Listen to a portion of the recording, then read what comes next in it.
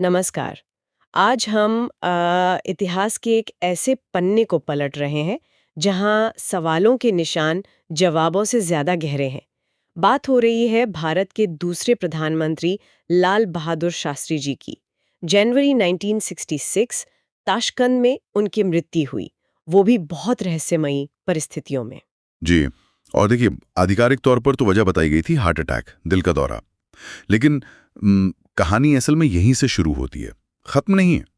हमारे पास जो जानकारी है, जो सूत्र हैं, वो इस हार्ट अटैक वाली बात पर कई कई गंभीर सवाल खड़े करते हैं। बिल्कुल।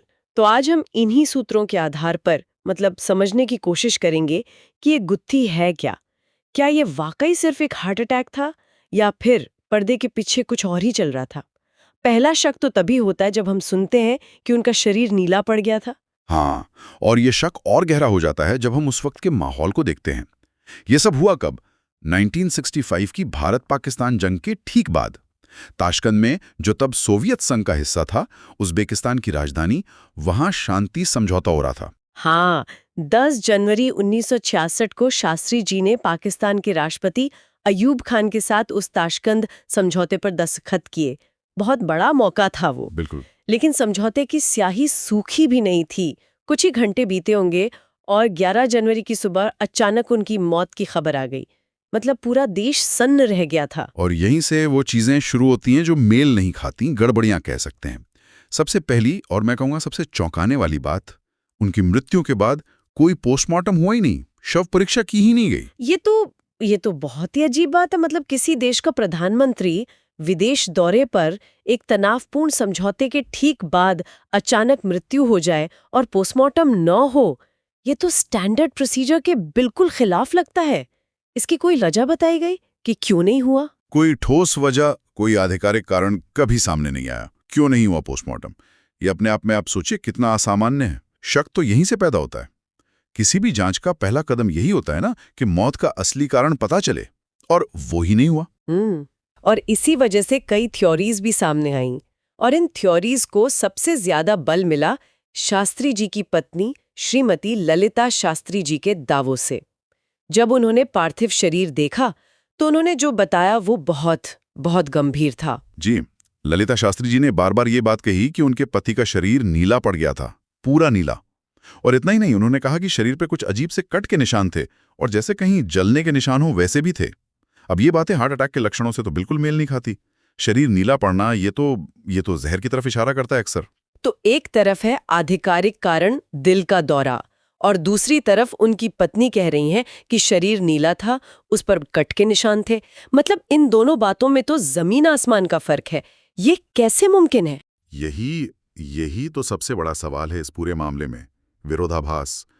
हार्ट अटैक से मौत हो तो शरीर पर बाहर से कट या जलने के निशान क्यों होंगे? इसका कोई मतलब नहीं बनता। ललिता जी की बातें सीधे सीधे उस आधिकारिक कहानी को काटती हैं, और वो शक पैदा करती हैं कि शायद जहर दिया गया हो या कोई और साजिश हो। अच्छा, और फिर इन शक को और हवा मिली जब बाद के सालों में आरटीआई डाली गई, सूचना के अधिकार के तहत जानकारी मांगी गई। हाँ, कई लोगों ने, उनके परिवार ने भी सरकार से बार बार कहा कि इस मामले से जुड़ी जो फाइल्स हैं, जो रिपोर्ट्स हैं, उन्हें पब्लिक किया जाए। लेकिन हर बार सरकार ने इन दस्तावेजों को सामने लाने से मना कर दिया। और वजह क्या बताई? सरकार का तर्क ये रहा है कि इन दस्तावेजों को अगर सार्वजनिक किया गया तो भारत के जो अंतर्राष्ट्रीय संबंध हैं, खासकर उस समय के सोवियत संघ और दूसरे देशों के साथ, वो बिगड़ सकते हैं। और ये भी कहा गया कि देश में अशांति फैल सकती है। लेकिन जानकारी छुपाने से तो शक और बढ़ता है ना। ऐसा लगता है जैसे कुछ दबाया जा रहा है। ये हार्ट अटैक से हुई थी, तो फिर दस्तावेज दिखाने में क्या हर्ज था? तो अगर हम ये सब डॉट्स कनेक्ट करें, समझौते के फौरन बाद मौत, पोस्टमार्टम नहीं होना, परिवार का कहना कि शरीर नीला था और निशान थे, और फिर सरकार का सालों तक जानकारी देने से इनकार करना, ये सब मिलकर किस तरफ इशारा कर रहे हैं? ये सब मिलकर एक ऐसी तस्वीर बनाते हैं जिसमें वो जो आधिकारिक कहानी है ना, उस पर यकीन करना बहुत मुश्किल हो जाता है। ये सारे बिंदु एक ही गंभीर सवाल खड़ा करते हैं। क्या लाल बहादुर शास्त्री जी की मृत्यु वाकई प्राकृतिक थी, या ये किसी सोची समझी साजिश का नतीजा थी? क्या उन्हें किसी वजह से रास्ते से हटाया गया था? इतने साल बीत गए, लगभग 6 दशक होने को आए, लेकिन सच क्या है ये आज तक साफ नहीं हो पाया है। ऐसा लगता है कि सच्चाई या तो फाइलों में कहीं दबी पड़ी है या शायद हमेशा के लिए दफन हो चुकी है। और शायद ये उन अनसुलझे ऐतिहासिक रहस्यों में से एक है जिनका पूरा सच हम कभी जान ही नहीं पाएंगे।